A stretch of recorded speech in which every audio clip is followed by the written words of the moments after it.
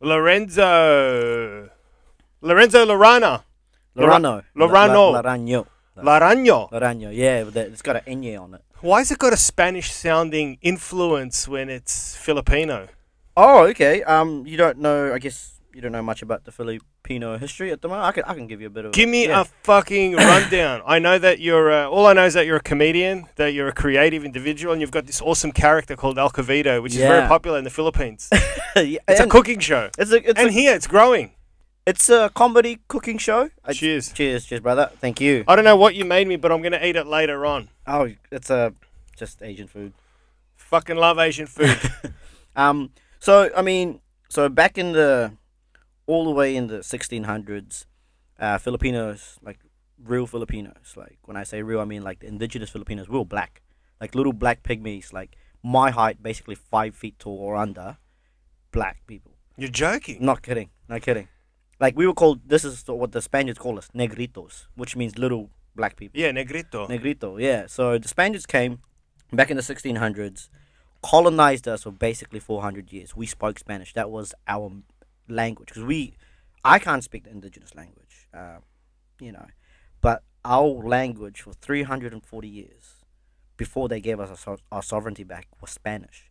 That was spoken in the courts, in the courthouses, in the parliament houses, all the way, even to this day, up until when they're like, hey, we're going to give you sovereignty back.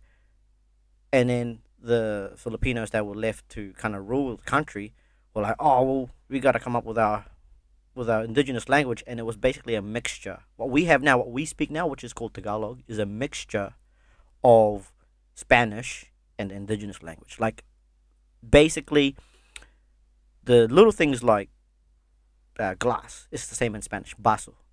La mesa. It's the same in Spanish and in our language, Tagalog. So we kept a lot of things like that in our culture. My name is not Lorenzo Larano for fun. My ancestors are Spanish. Wow. I had no idea. Yeah. The only thing I knew about the Philippines was it was a very big influence from America. America got in after. Well after. Yeah. When the Japanese came. Right. Yeah. So the Japanese wanted to take over the Philippines. Correct. When they thought they were king shit in World War II. Because, Philippines was quite a rich country back then. It was quite prosperous up until, a lot of the politicians that were just started to fuck it up. Really. Greed. Yeah, greed. And it was quite a rich Asian country. It was in the top 3 with Japan, man. It was in that running with Japan and all these other. That's sad. Yeah. And then the Japanese came. My mum started the family. All were in the army. They were all army guys, army cunts, man. Like, they still have their guns. And my great-grandfather fought against the Japanese. So racist, right? And I met him. Why was it racist? It was fucking war. Yeah, well, I met him before he died. Racism is allowed if you're at war with them, right? I guess so, but he kept it all the way till he died, I guess. He got shot in the back of the head, right? So they actually... Hey, that's a good way to go. Yeah. He went quick. Yeah. Oh, no, he didn't die.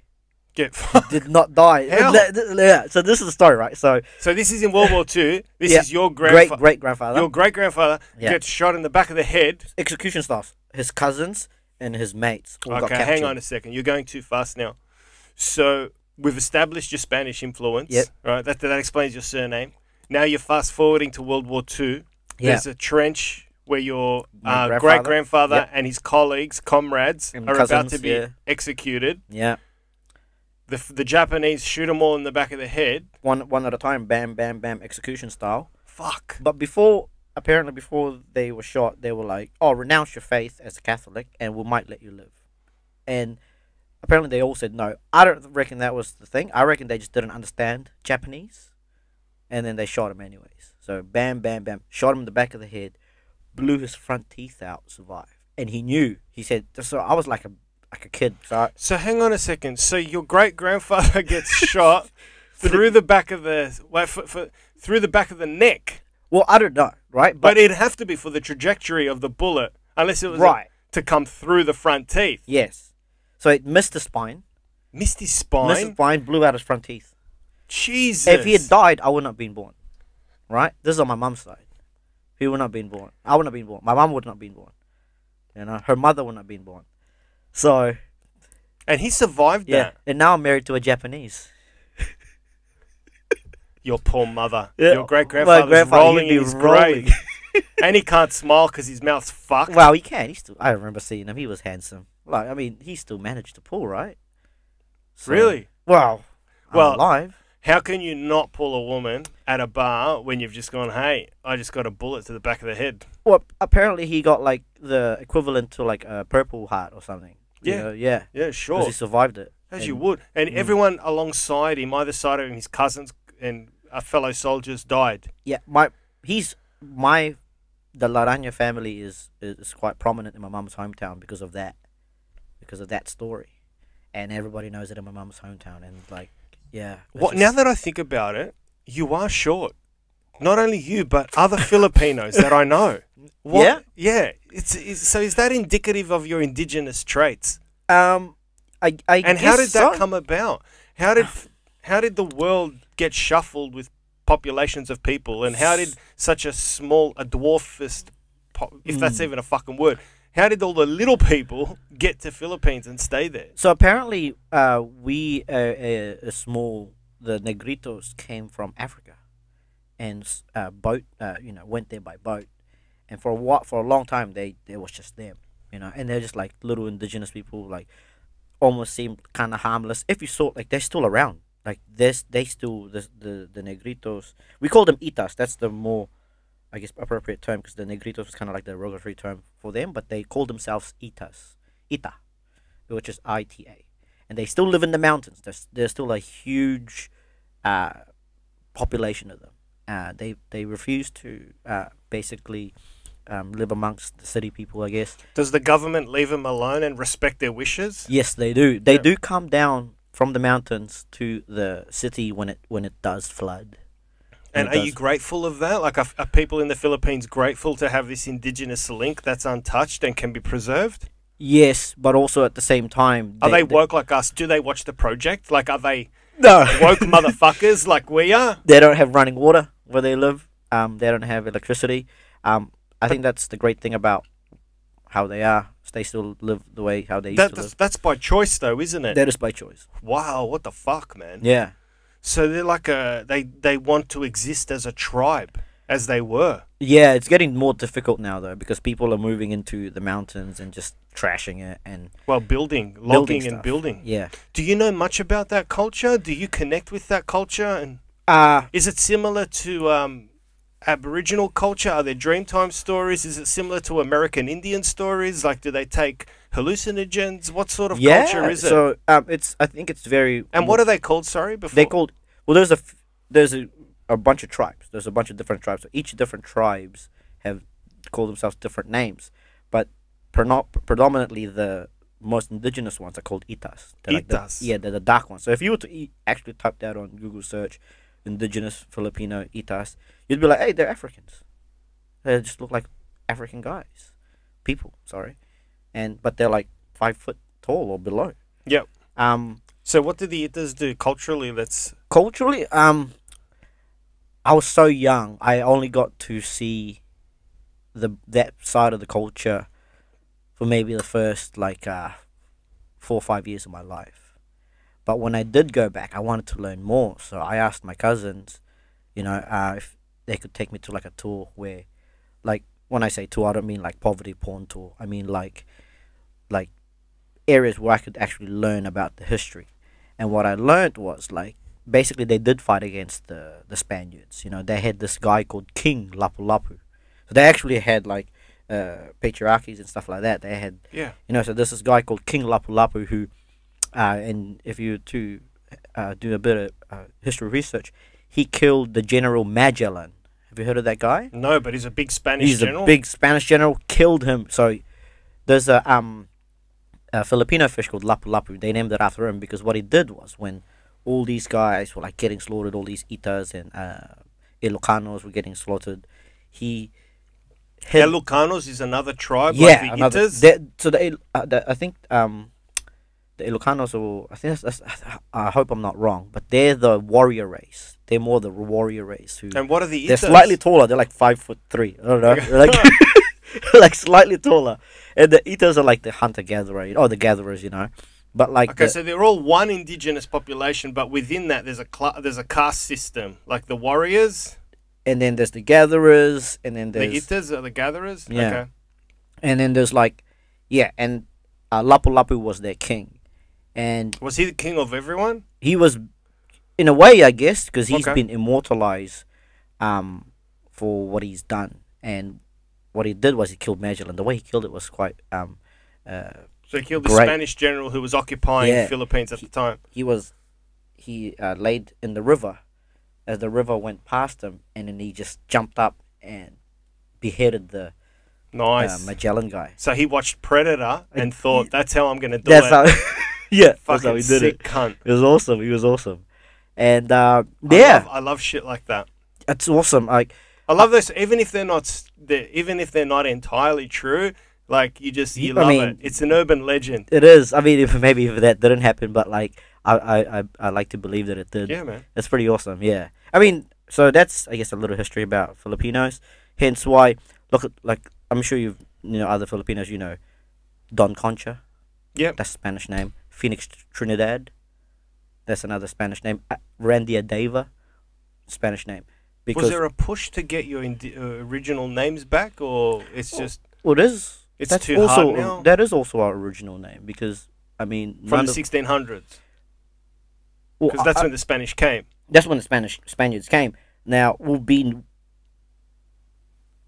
we have integrated with the Spaniards, with our older ancestors, and given us those last names, because we weren't really slaves to them. They mated with us, made us what we are. Hence why we're brown. Otherwise, I'd be black, right? I wouldn't know what my, I guess, I mean, it's so hard to trace back. I don't know what my real last name would be. I mean, from my mother's side. Right. Yeah. And how does that make you feel? Do you feel a sense of hatred towards them, or the Spanish, or do you feel it's just history? And if I could ask you to stretch an opinion towards the Indigenous Australians here with the English and all the British, how they colonized 200 years ago, does that seem similar, unfair, or were you like, nah, man, it's history, it is what it is. The Spanish, all right, they were cunts, but then they left, and we're all right, and it is what it is. I guess I would lean towards more the second half of that. Like, yeah, I guess they were a bit cunts to come around and do what they did, but in the end, they gave us language, they gave us culinary stuff, as well as a bit of a colorful history. And most Filipinos are very proud, not just of their indigenous culture, but their Spanish culture as well. They're proud of those two being meshed together, and just being this hot pot of a culture. So yeah, I mean, I'm also proud of it. I think, I mean, I'm not proud of what happened, but I'm proud of my culture, what I'm a mix of. Yep. So, and is the indigenous stuff being taught in schools more and more now in the Philippines? I don't think so. No, because when I was a kid, no, I don't. Wow. I mean, no. I mean, they. So here now, we're like, Aboriginal studies is starting to like seep into the curriculum at schools from even a young age. They're learning Dreamtime stories, and that was just non-existent when I was a kid. Oh, fucking no way! I think it's the same probably now. I think it's it's changed now in the Philippines. I think because I was only there from like I was age of 7 or something, right? So I don't recall. I can't recall us learning much about this. That's why when I moved to New Zealand, we moved to New Zealand in the early 90s, right? Yeah. So when we moved to New Zealand, I was just so fascinated about just wanting to learn about my culture, because I was like, oh man, I felt like the odd kid in school, because everybody else is like either white, but then they were like this multiculture. I was like, oh, huge Filipinos. Did New Zealanders for a long time think you were a Maori that never grew? They thought I was. That's what they. You're right. Up until when I said my name, my name was. This bro needs more water in the soil. They just thought I wasn't fed right. Yeah. Like because they'd see my parents. My mum was kind of fat, I guess, which is not fat shaming, but like, it's just she's short too. My mum. You're all short. Yeah, we're all short. My dad's short, but. Yeah, when I moved to New Zealand, they thought I was just a little Māori kid, and they would speak to me, and they were like, "Oh, hey, bro," and I'd be like, and my English was terrible. Like when I was like 7, my English was still like, you know, I mean, it's still wonky now, but like back then it was. That's fine. I knew yes and no, yes, no, maybe. Mm. So I could understand what they were saying, but my vocabulary was so limited. So and they were like, oh, what for you from the Tainui tribe, bro? And I'd be like, oh, nah, no. And then the way I found way to learn the language, I guess, English, and I can also speak Māori if you didn't know. I was going to say that because I was like, do you feel a connection to Maori culture? Yes. Because you've got a tattoo on your arm, and I'm figuring that, do your tats mean stuff to you? Yes. I think they would, because as a comedian, you care about what you say, and you put a lot of thought into it. So your body is your canvas. Yeah. So. When my family moved to New Zealand, I felt a lot more kin and close to the Māori culture. I felt like there was, there's racism everywhere, but I felt like there was a lot of racism that came towards me, and I was so confused because I was like racist towards you. Yeah, from white kids.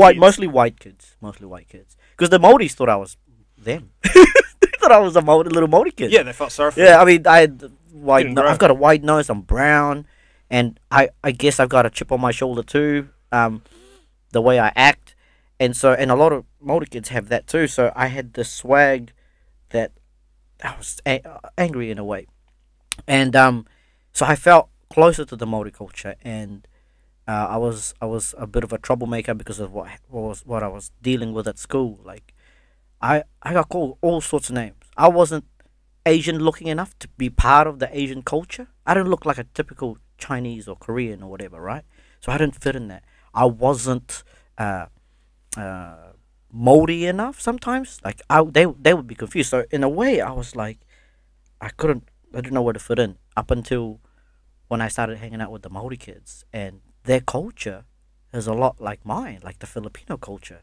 It's all about family, and like, you know how, your background is Greek. We stay at home up until we get married, like Same Filipino with us, culture. Yeah, and it's basically my mum lives in the next room. Yeah. Hey, mum. It's basically the same with the Filipino culture, and so you connected. That's your connection. Heaps. Yeah, huge. Why is it important to fit in? Like, what is that driving force? Because I felt it as a kid as well. I wanted to a lesser degree, not as much as your story, but to a lesser degree, I wanted to fit in as well. In primary school, like, there were no WOG kids on Milo tins.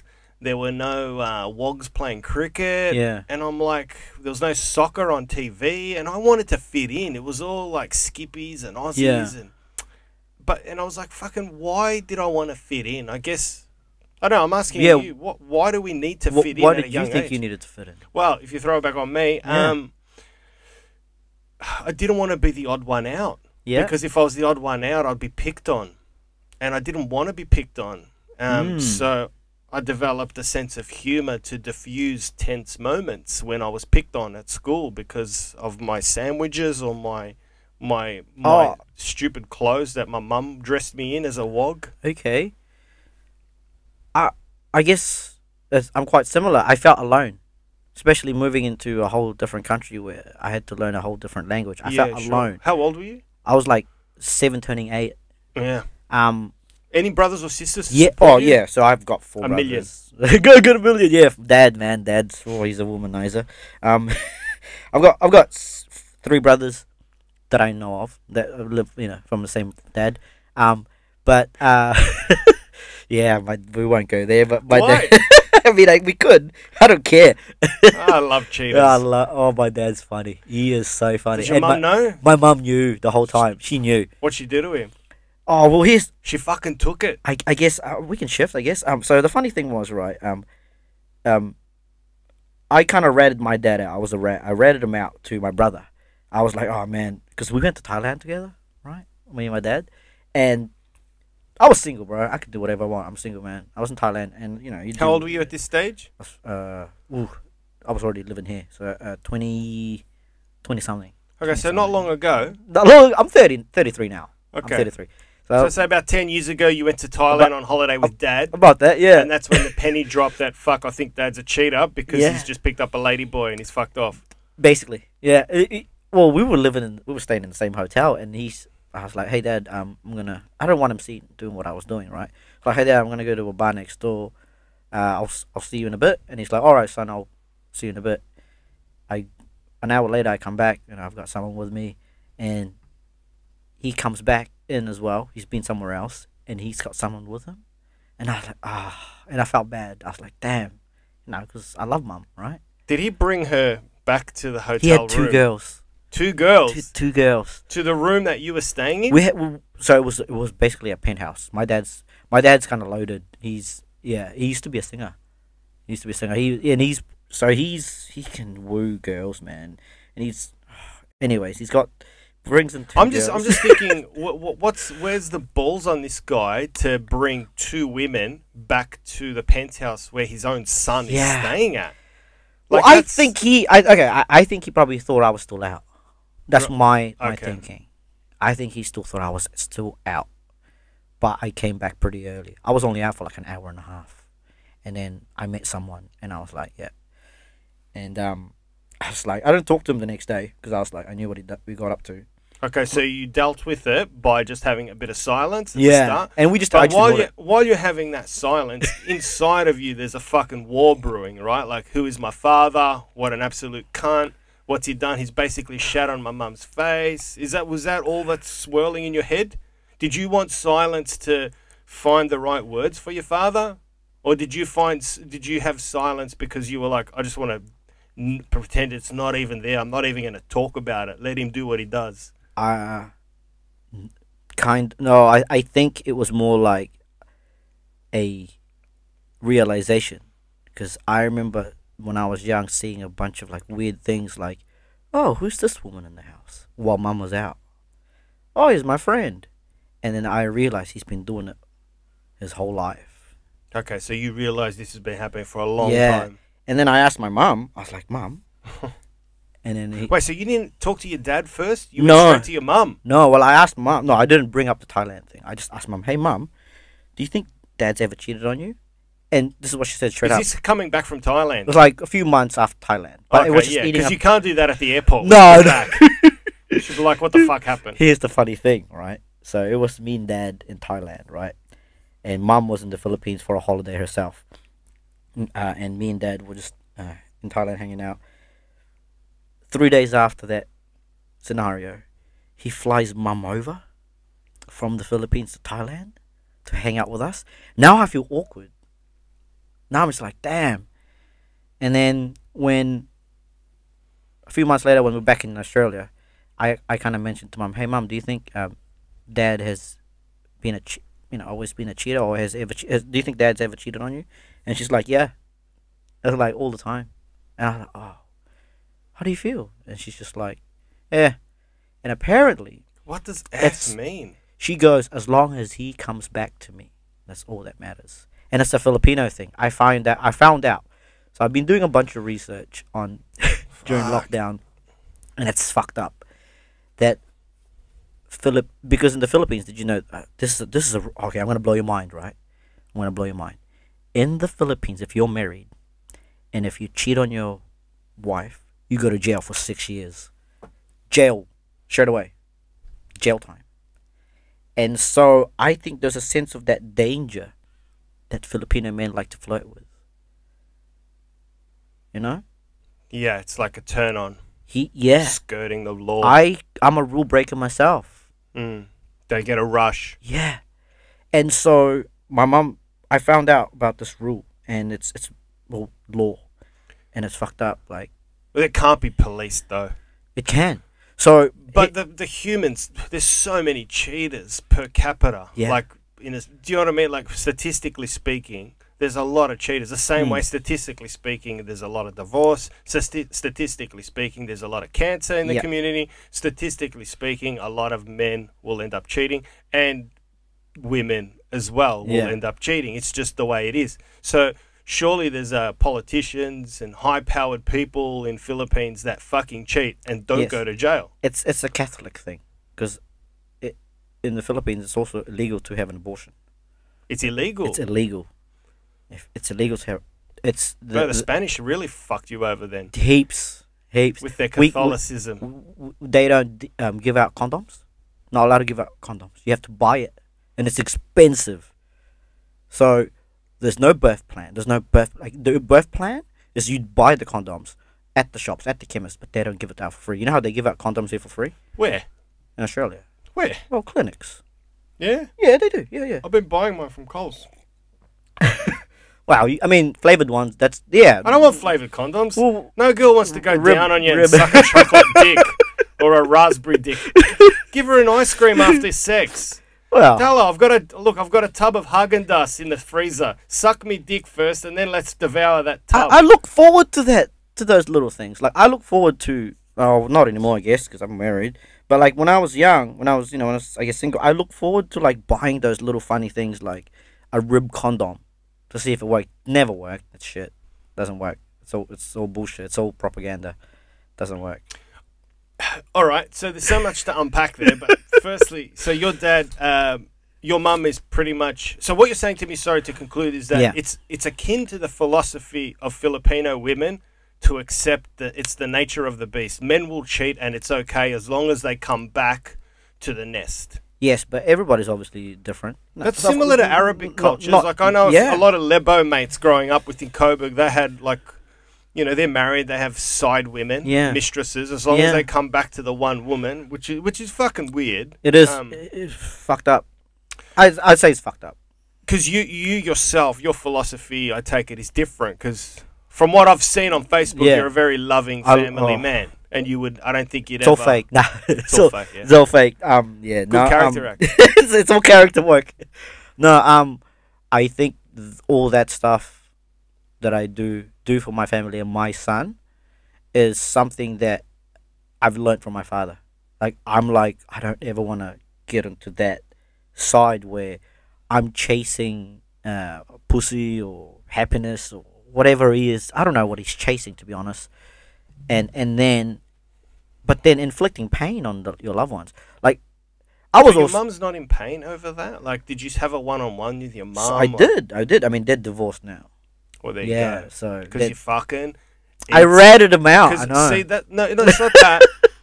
I would go so far as to think your mum was probably telling you the way it is. Am I a rat for saying this? I'm not a rat. I'm not a rat. I think your mum was telling you the way it is in the Philippines, but it doesn't mean she has to swallow that pill. Yeah. Because at the end of the day, she'd go to sleep uncomfortable knowing that this fucker was out there sleeping around. Yeah. The funny thing is, it wasn't even my mum. It wasn't even myself that convinced my mum to basically kind of like end the thing. It was my brother, second brother, who's a doctor, by the way.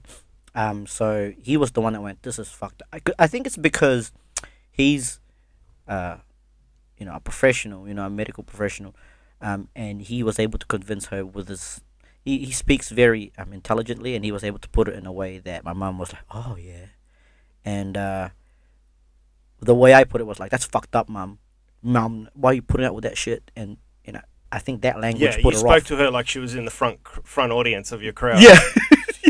And I think that put her off, and she's like, yeah, what am I gonna listen to you? You're a comic, Whereas my brother, he was the one that kind of like, and they're living in the Philippines now together. Like, my mom's got she's doing well. She's got her own business in the Philippines. She runs a water company. She wants to run a water company. My brother runs his own shop. He sells. How do you run a water company? What is that? I don't know what that means. Okay, so the fuck is that? I run a water company. What, you got a slide? No, water. I guess it would be called a water station, because that's a utility. Yeah, so isn't that governmental? No, you don't want government water. It's shit. You get sick. You can't drink. If you went to the Philippines right now, even I wouldn't do it, and drank from the tap, you'd have the shits for weeks. So what my mom does is she gets the water from the tap, and she has a warehouse of water filters, like big water filters, like. Basically, imagine your house or your apartment, but with water filter tanks, and she filters them, turns into and then drinkable water. Drinkable water, safe. And what's it called? Larano. Ilaria Larano water. Ilaria Larano. Ilaria. Oh, that sounds good. You can Google it. I like to get some Ilara Larano down my throat. Very muy delicioso, homie. And she sells it to cop stations, parliament houses, government houses, stuff like that, and Bottles? they buy it. So your mum is the Mount Franklin of the Philippines. You could say that, yeah. And she's become quite a powerful person. Like, when you mean powerful, like well, I don't know if I can say this. Bureaucracy or money or both or. Okay, I guess I can say this. I mean, nobody will. No one's gonna listen. Yeah. Spit it out, bro. So, when I was getting my T-shirts done in the Philippines, because I've got a merchandise that I sell over there, right? El Cavito merchandise. Yeah, we'll get to that. Yeah. My mum, in order to get that stuff printed and to go to the city, because she's about 2 hours drive away from the city, you have to have there's two ways you can travel past that region, that region. You either have to be a doctor, right, a medical practitioner, or a policeman, right? And because she's been given water to the cops at a discounted price, they escorted her and my brother on a police car to Manila to get my merchandise printed out and contract signed and everything. It's pretty cool. So That's the difficult. emergency lane of the CityLink freeway. Well, because like you can't get to that area unless you're, a medical practitioner or a Why cop. can't you go to that area? How? Because the lockdown is so much more harder compared to the lockdown here in. You fuckers got a strict lockdown in the way, Philippines. way more. We've got a curfew. You can't even. There's liquor bans. The what? Liquor bans. Liquor bans. Liquor. Oh, they're trying to kill you. Yeah. You can't take away our single malt whiskey. We're You fucked. you can't drink alcohol. If you get caught drinking alcohol, even at your house, you could get fined. So you don't video yourself. You can drink it, of course. Drink it. Go for it. So alcohol is illegal in the Philippines? No, well, during certain parts of the Philippines. So in certain parts of the Philippines, alcohol is illegal? Because of the lockdown. Liquor ban Only lockdown. because of lockdown? Yes. Why are those problematic areas? Is that akin to Dan Andrews going, well, we're having a lockdown and there's a liquor ban in Frankston because you cunts are feral, and if you have alcohol while you're in lockdown, you're going to go bananas. Is that the same in the Philippines? Like, do they impose a geographical lockdown on certain districts because of the caliber of people to cause violence? Yes. Yes. Like, that's fucking hardcore, man. It's That's hardcore. a bit of a it's hardcore. leap in stripping Man, people of their civil liberties. I want to go for a piss, but oh well, we can keep going. You got a fucking tiny Yeah, bladder. no, I don't no. edit this. I don't stop. So you got to hang on. No, hang on. All good. Next time you come, I'll put you a catheter. Nice. You can piss yourself. No, don't piss yourself. No. It's the way you looked at me then.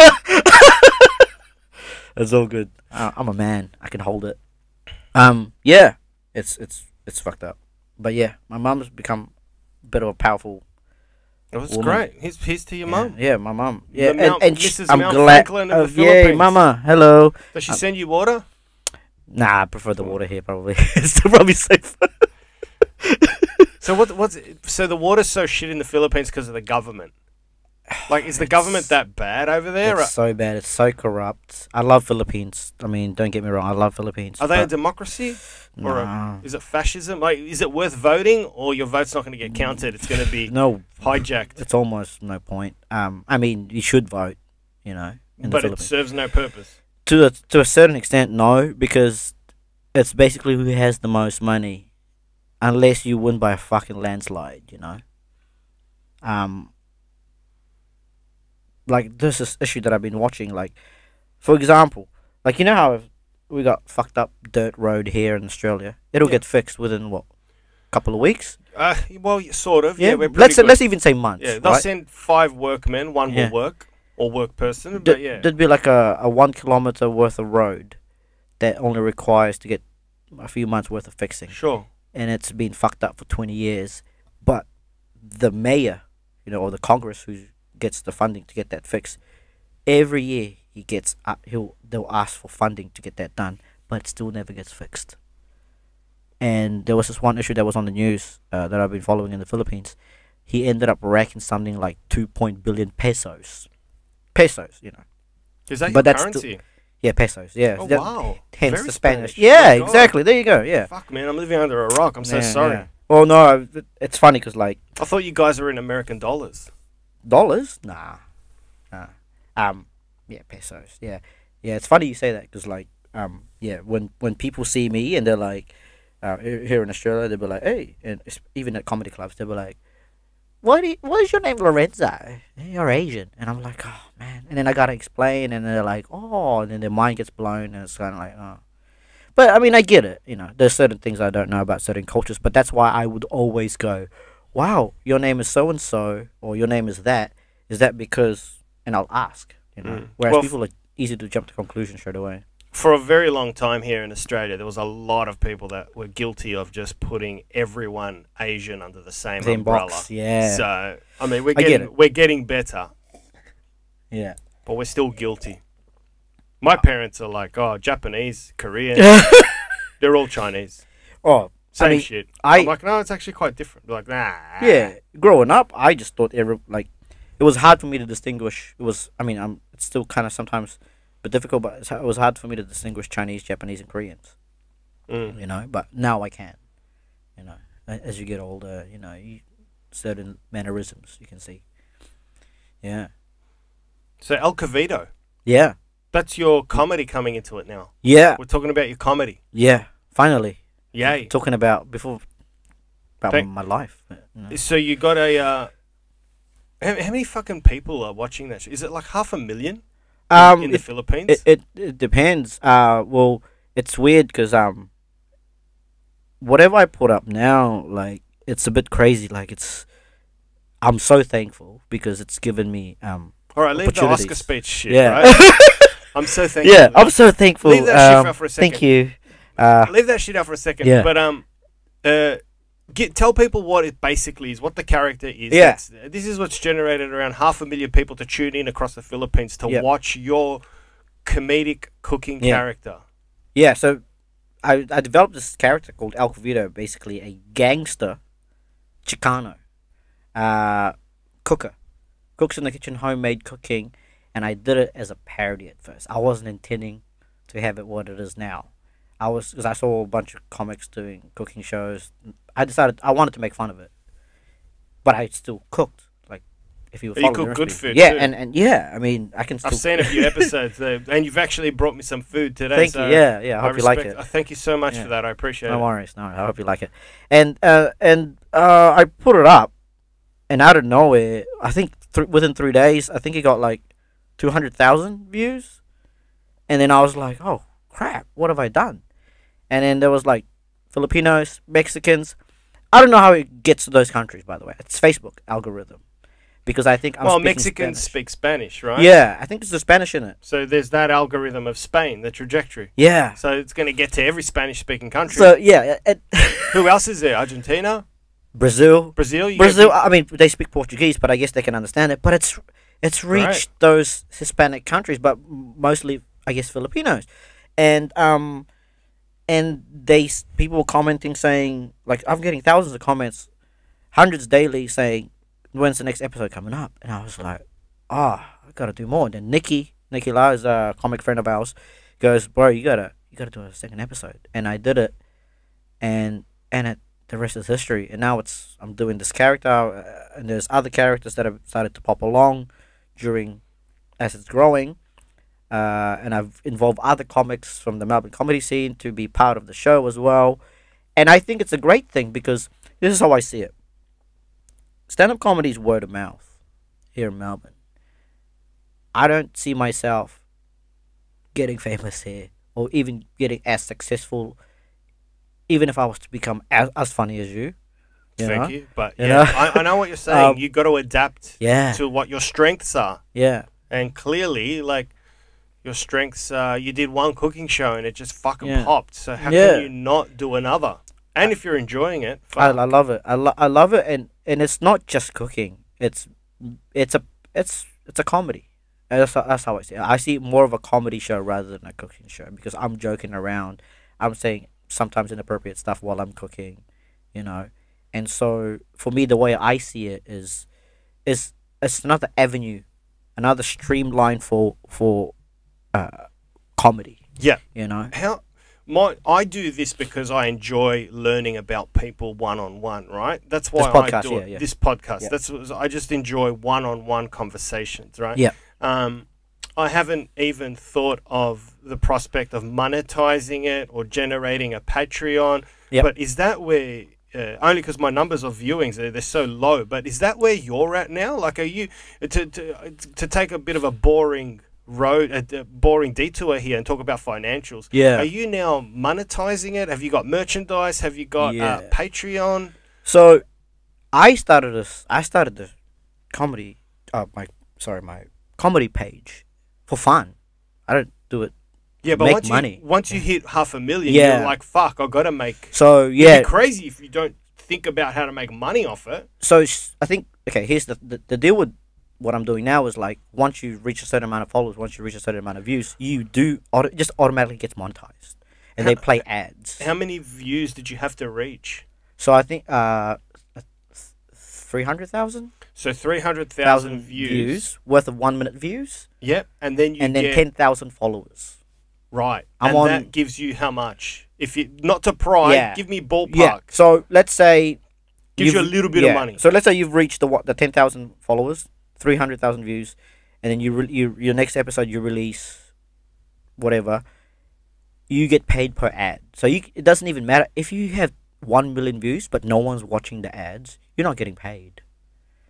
So it depends on how many people watch the ads, and you could make a decent amount. Good if they're watching the ads. So that's where you're at now. It's not. I can't live off it at the moment. No, right.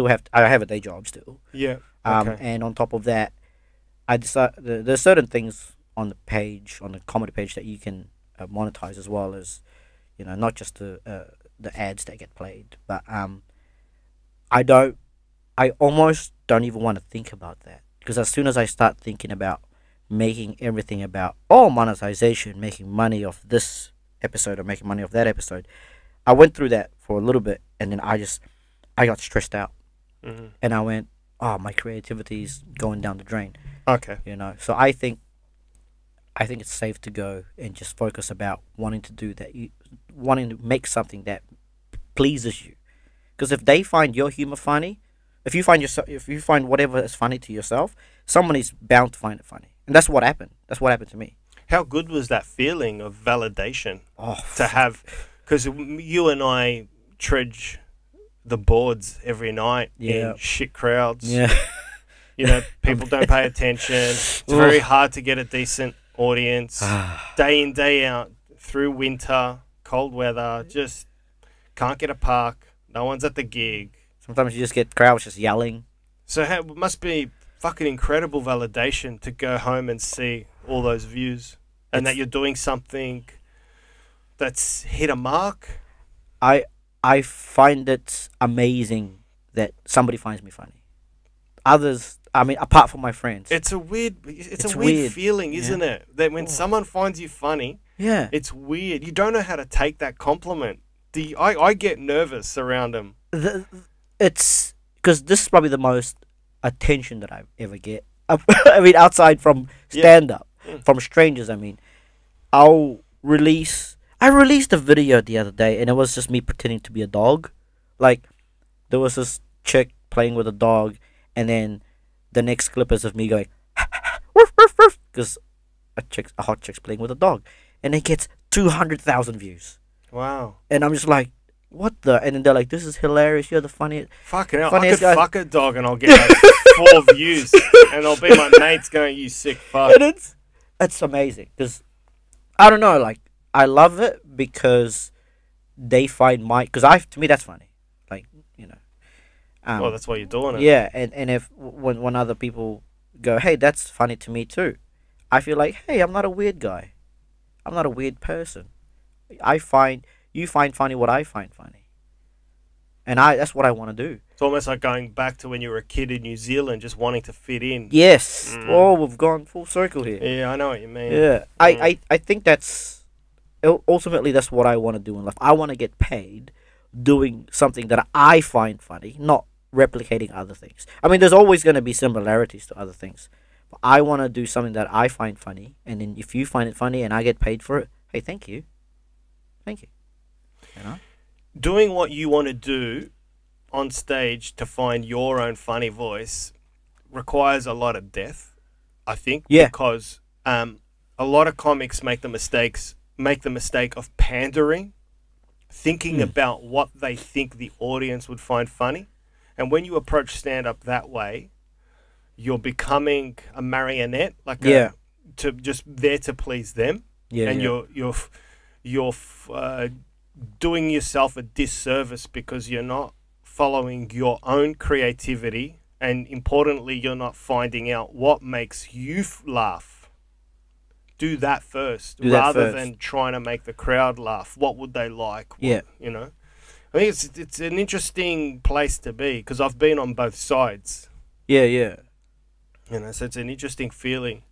But every time I've done a gig to please me, it's a harder path to walk because my humor can be a bit warped and it can be a bit dark and it can get a lot of crowd freaking out. Whereas when I approach a gig and go, I know what they like, it's a mainstream crowd, don't make it too edgy, just keep it simple, don't confuse it, just make them laugh and fuck off.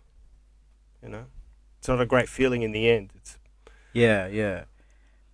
I think it does differ when it comes to online or TV content, I guess, because people like to see who you are on, like, for example, what I do on my comedy page, and I agree with what you say that.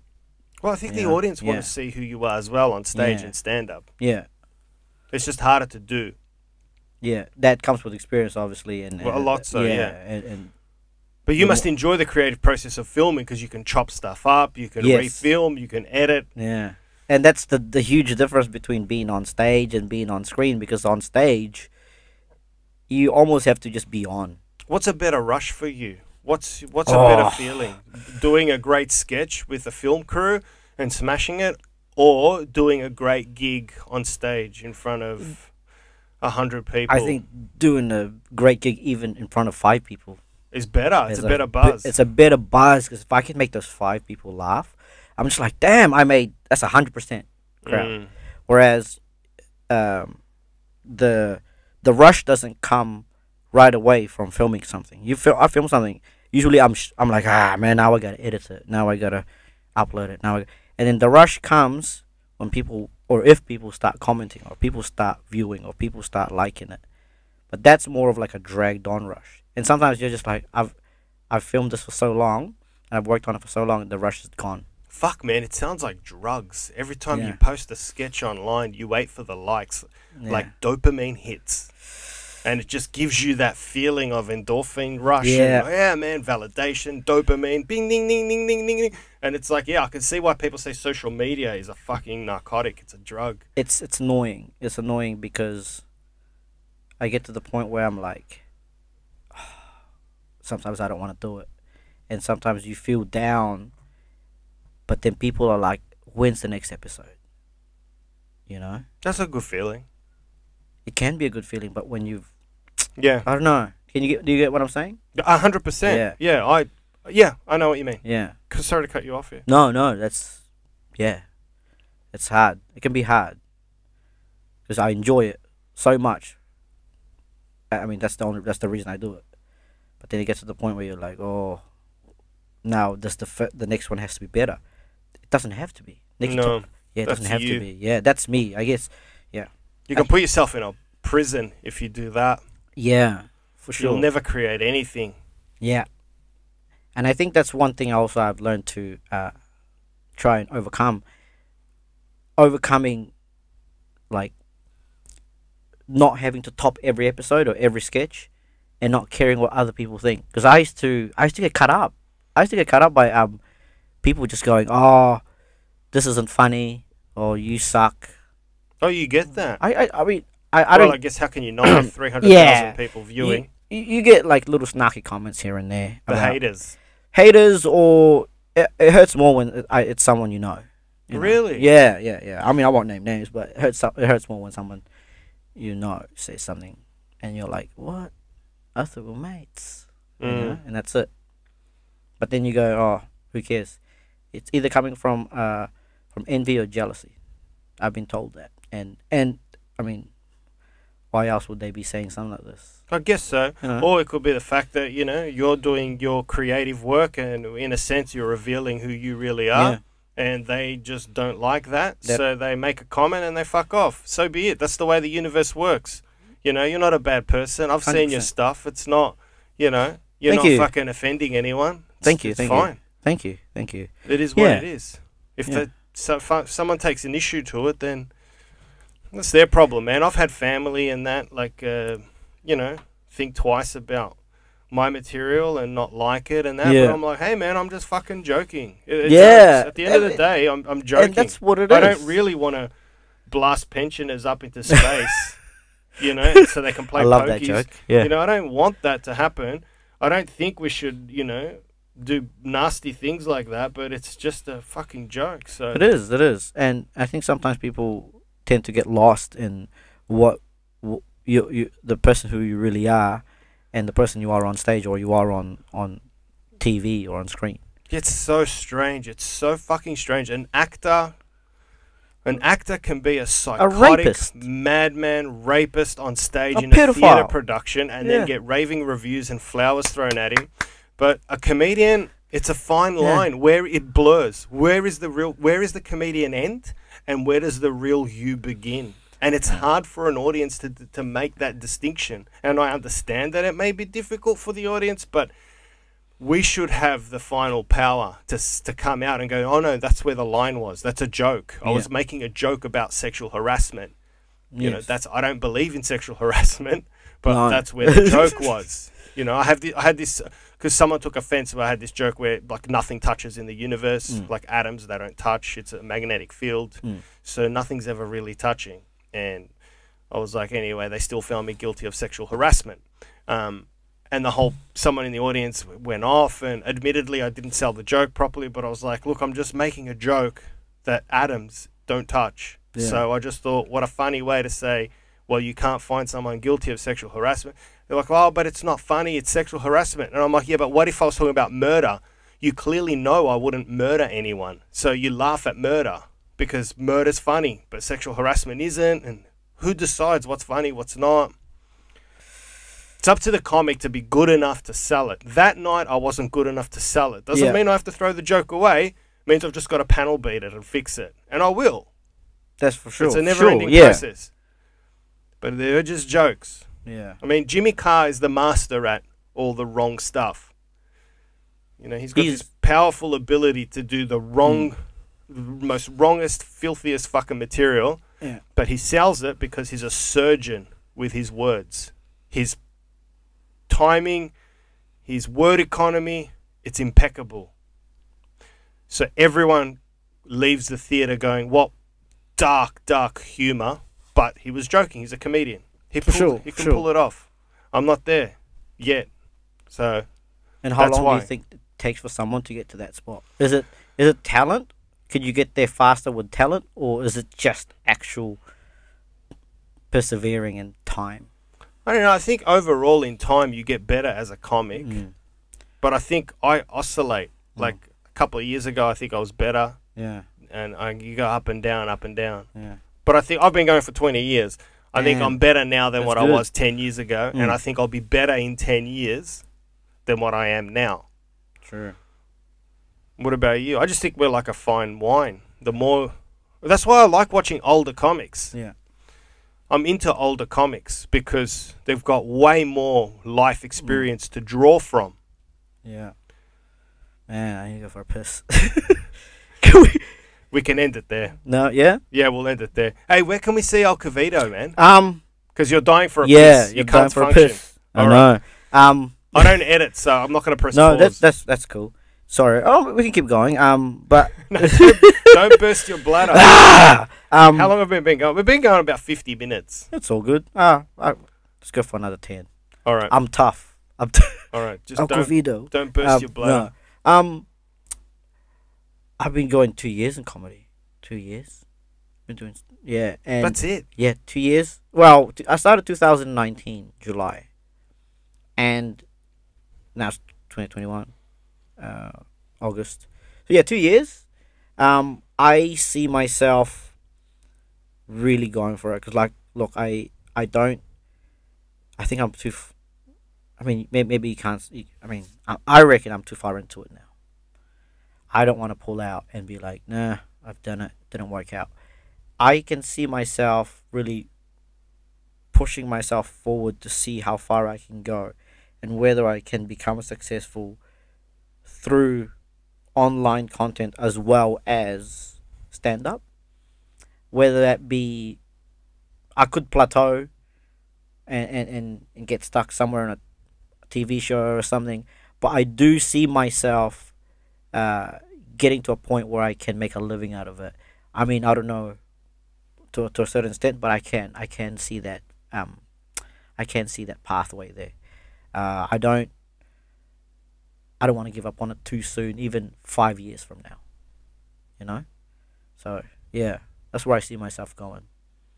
And when you're have you done stuff in the past as a stand-up comic? No, have you started projects in your past and given up on them? Yeah, yeah, heaps. So you have a tendency to drop stuff. Is that what you're afraid of? That you may drop stand-up?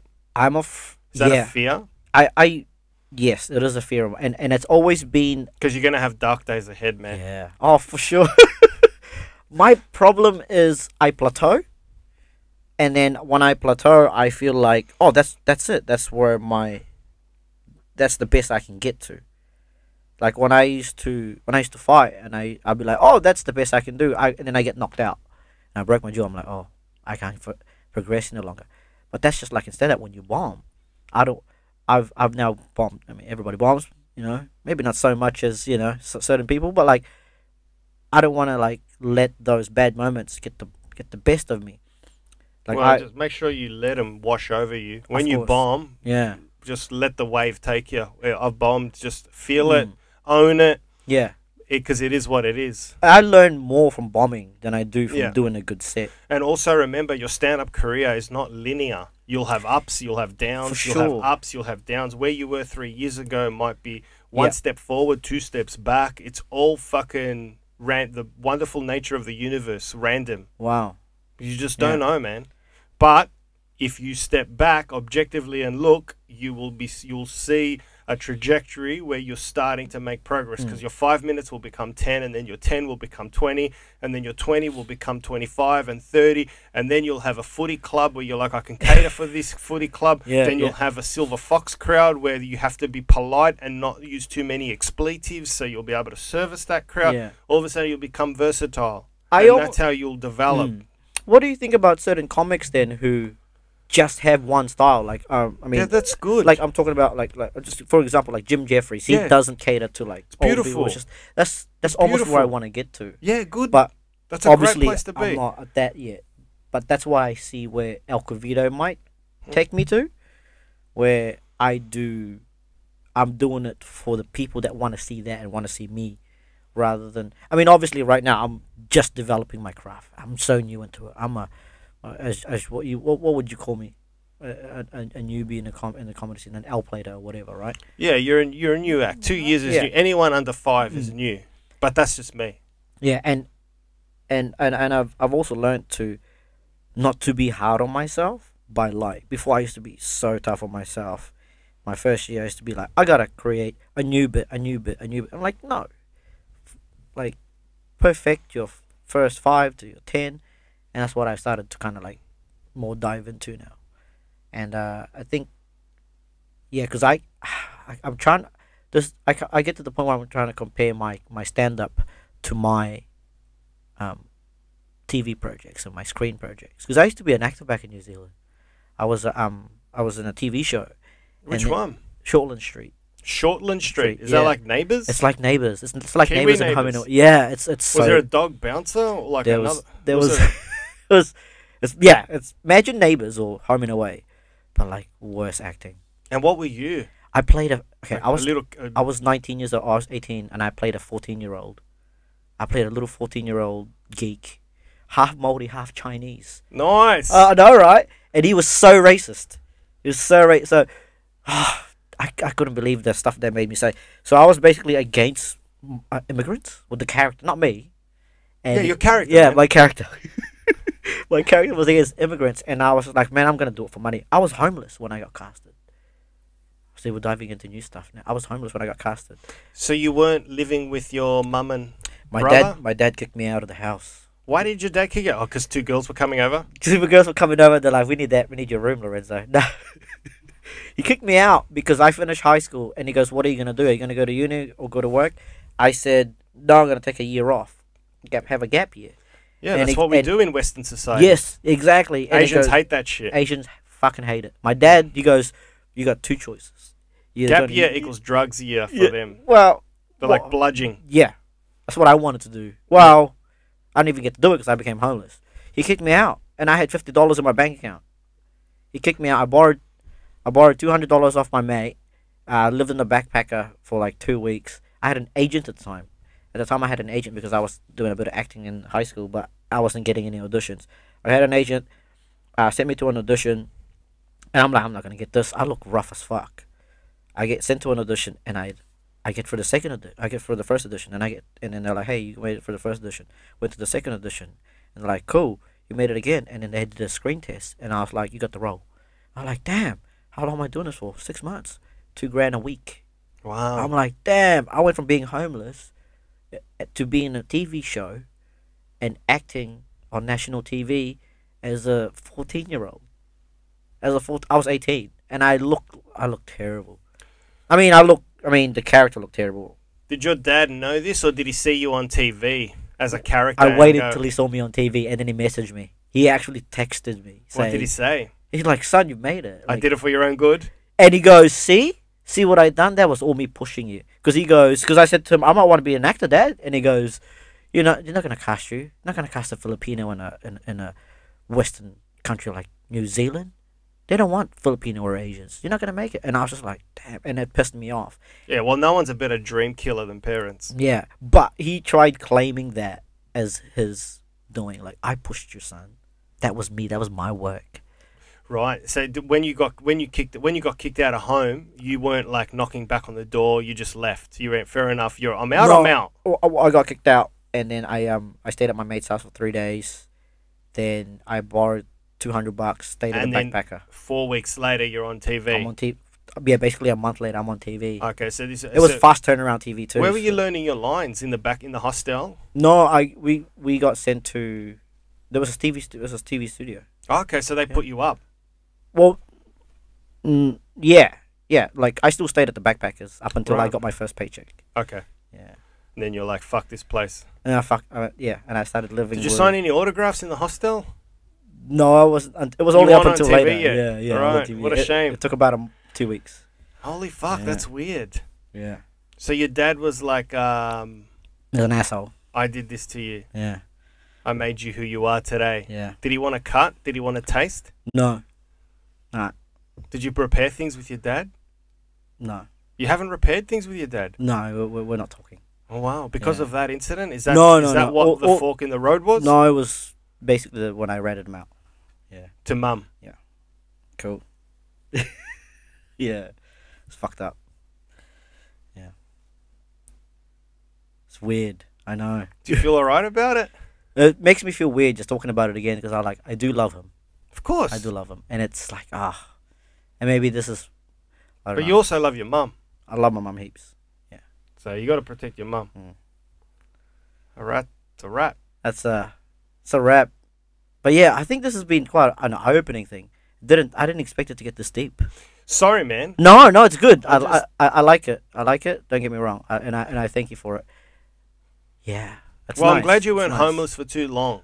I wasn't. I'm glad you were like straight into a backpackers, because New Zealand winters could be harsh. It was during winter too. Yeah, it was during this time. It was during this time. It was. I think I got casted in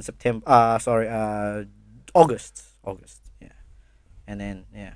Well, fuck, that gave you some resilience, man. Yeah. Oh, look, I think when it comes to the hard times, I'm able to somehow pull out and be able to get myself out of that dark spots.